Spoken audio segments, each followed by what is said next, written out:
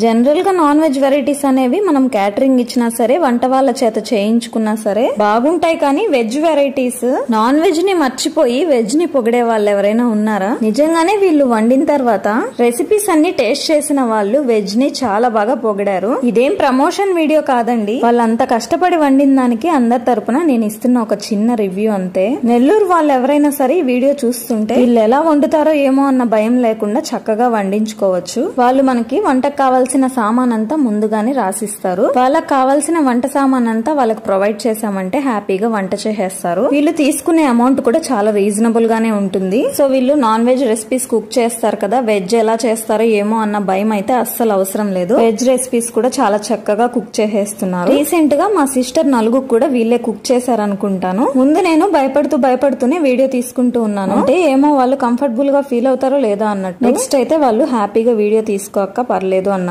నెల్లూరు నుంచి వీడియో చూస్తున్న వాళ్ళు ఎలా వాళ్ళని కాంటాక్ట్ చేయాలి అంటే వాళ్ళు రీసెంట్ గా యూట్యూబ్ ఛానల్ స్టార్ట్ చేసామని చెప్పారు. వాళ్ళు ఈ వీడియో చూస్తున్నట్టయితే హాయ్ అక్క అని ఒక కామెంట్ పెట్టారంటే నేను పిన్ చేస్తాను. ఇంట్రెస్ట్ ఉన్న వాళ్ళు వాళ్ళ ఛానల్ కూడా సబ్స్క్రైబ్ చేసుకుని సపోర్ట్ చేసేయండి.